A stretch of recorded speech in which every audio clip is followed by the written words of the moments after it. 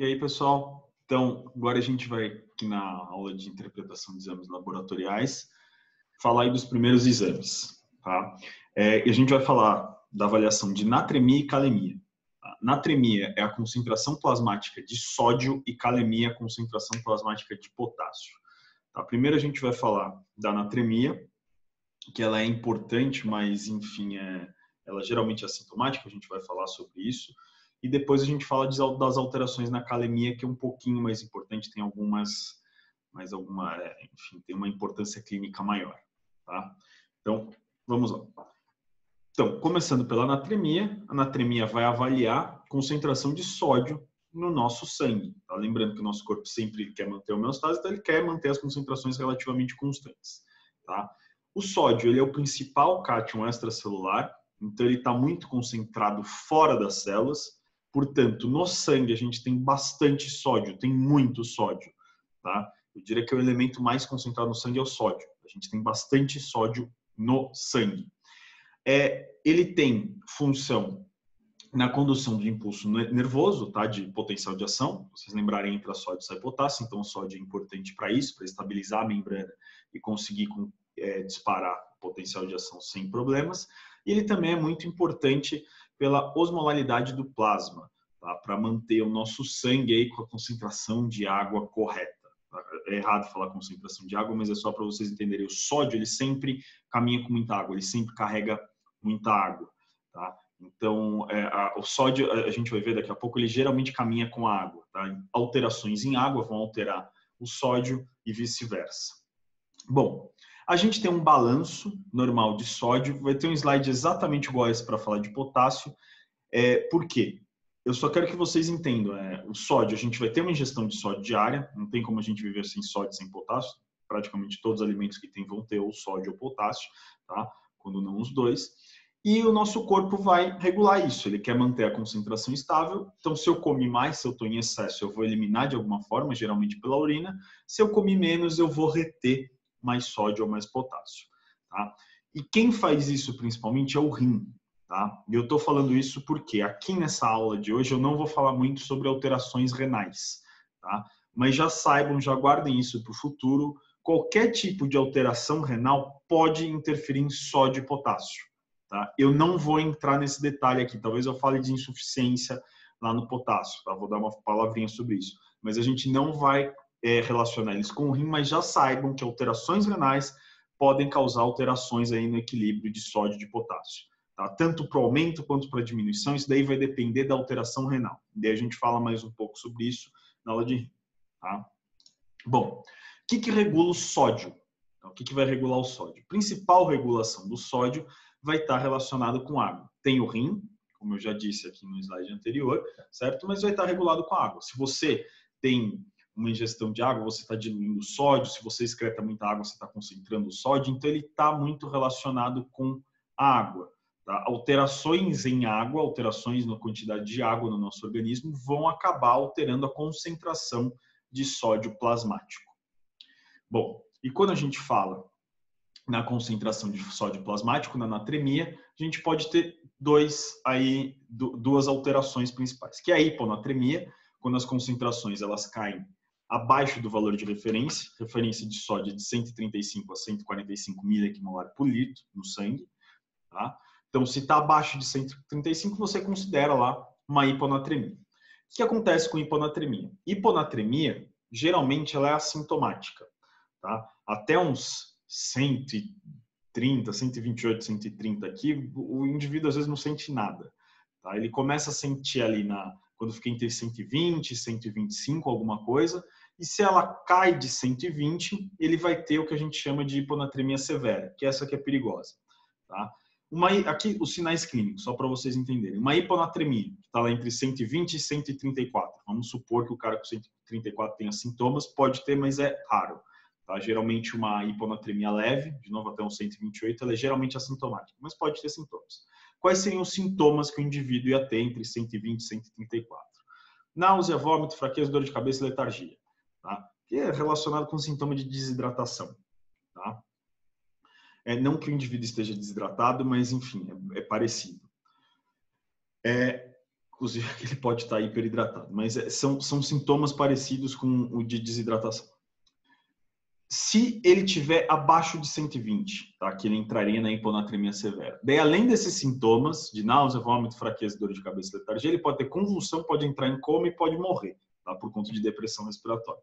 Então, a hiponatremia severa, ela é perigosa, tá? As outras, elas não são tão perigosas. O perigo da hiponatremia vai ser pode entrar numa severa, tá? E daí a gente acaba dividindo os tipos de hiponatremia. A gente fala que tem a hipervolêmica, a hipovolêmica e a euvolêmica. Todos têm relação com o volume.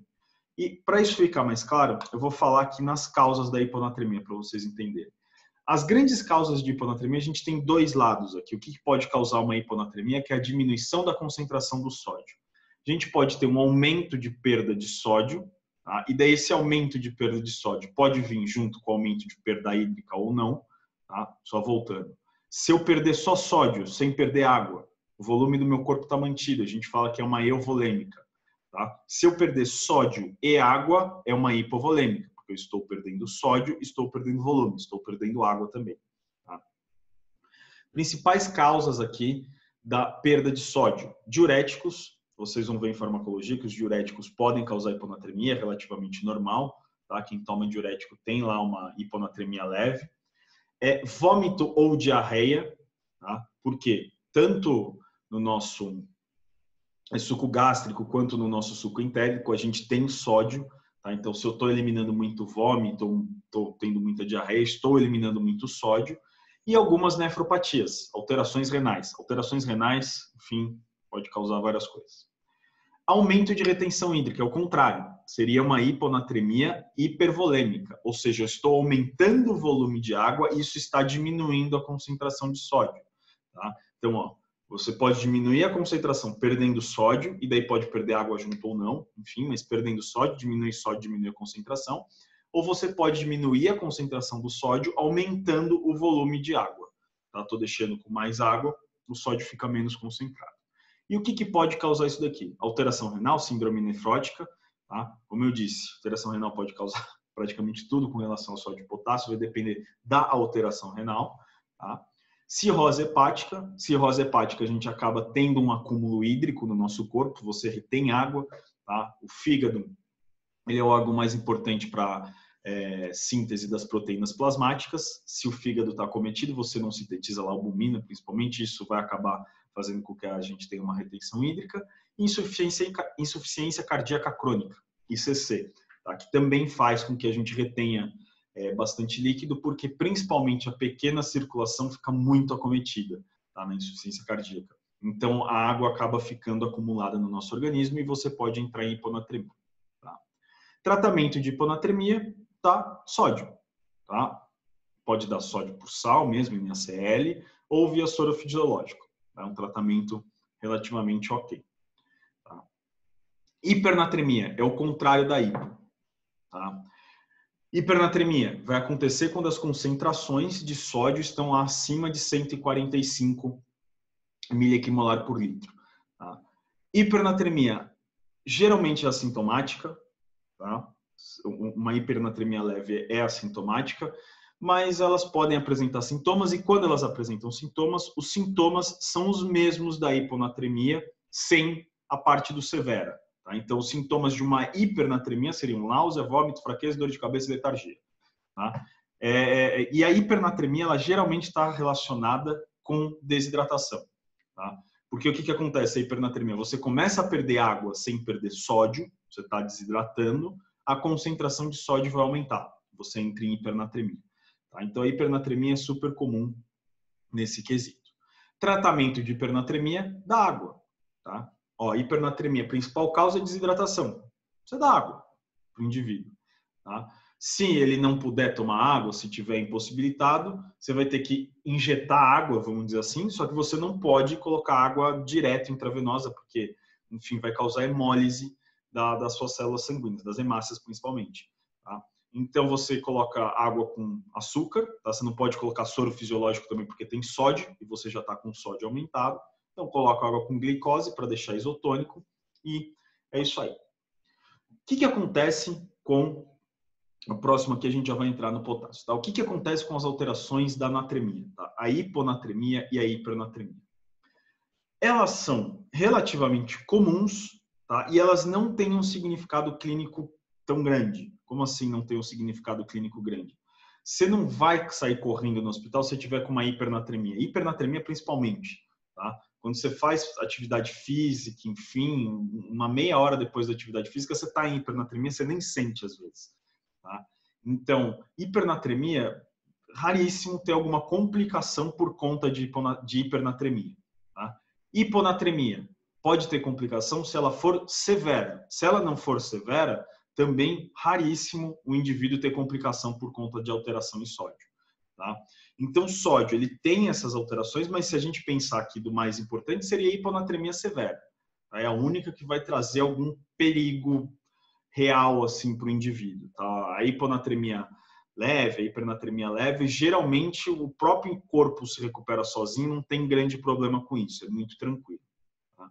Então, a gente tem essas alterações de natremia, de novo, a mais importante é a severa.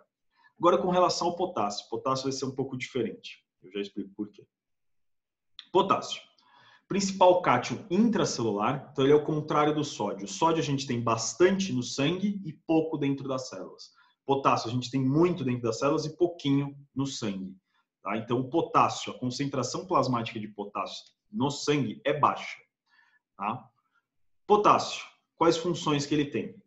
Ele tem lá, junto com o sódio, tem relação com o disparo de potencial de ação, mas a principal função do potássio aqui é contração de miocárdio.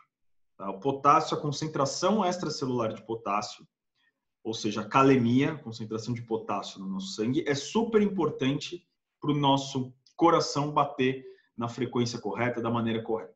Tá? Além disso, ele vai ter uma relação com manutenção de H+, que eu vou falar com vocês na próxima aula, que é a aula de equilíbrio ácido-base. Tá? Não vou focar nisso daqui hoje, na aula da semana que vem a gente fala desse H+. Mas o potássio é importante para a contração do miocárdio. O que eu quero dizer? Se eu alterar potássio na circulação, eu estou alterando a contração do miocárdio. Alterar a contração do miocárdio é legal? Não é. É o coração. É um órgão hiper mega vital. Né? Se o seu coração parar, você morre. Tá? Ou você tem uma chance muito grande de morrer. Então, o potássio, alterações de potássio, a gente vai ver, são muito mais importantes do ponto de vista clínico do que de sódio. A sódio, geralmente, seu corpo recupera sozinho, não tem tanto sintoma, tanto perigo. Vai ter perigo na hiponatremia severa. Potássio já não. Potássio altera o coração. Tá? Então, é mais problemático. E outra coisa que acontece com o potássio.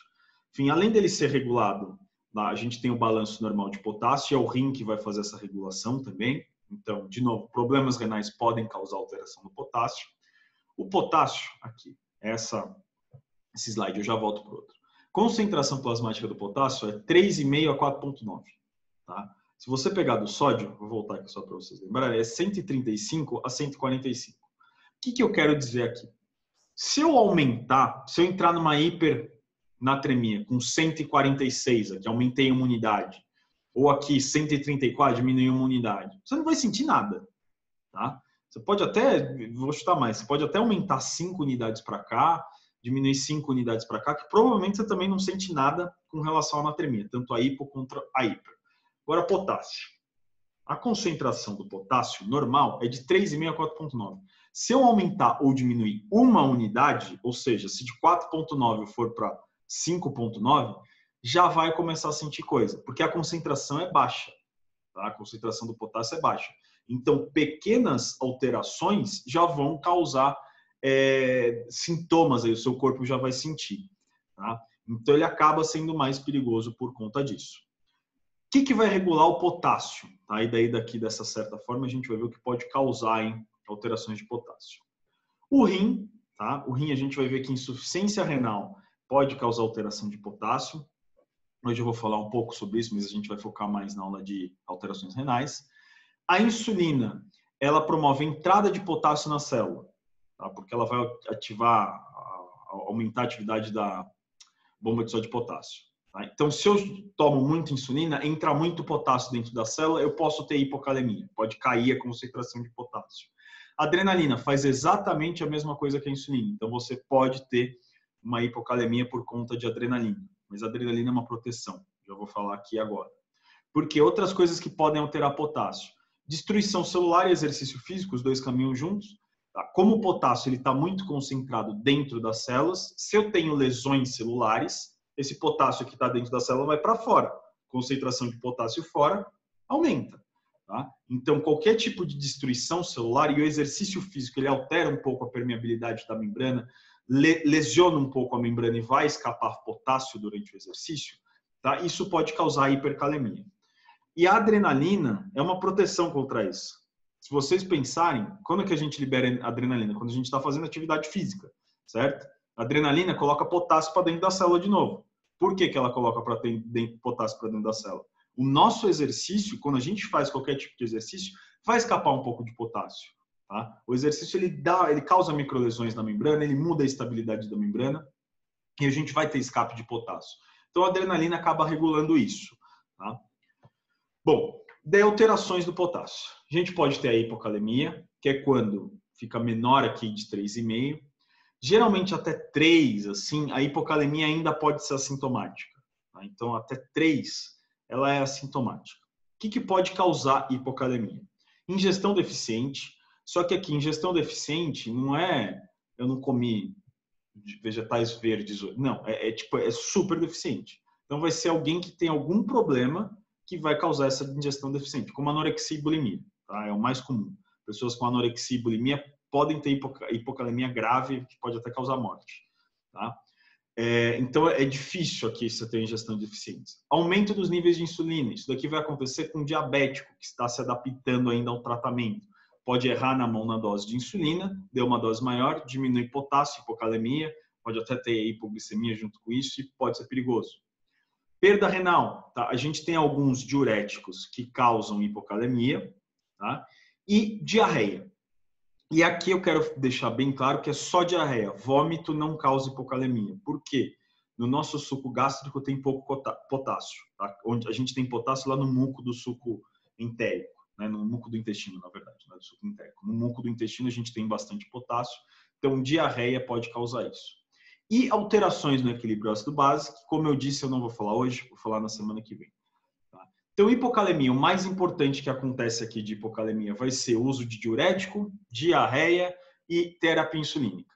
Ah, ingestão deficiente pode causar? Pode causar, mas é difícil. A pessoa tem que... O problema da hipocalemia vai ser secundário ao que levou a ela. Por exemplo, ingestão deficiente, a pessoa tem anorexia e ela está com hipocalemia, é melhor tratar primeiro a anorexia do que focar na hipocalemia.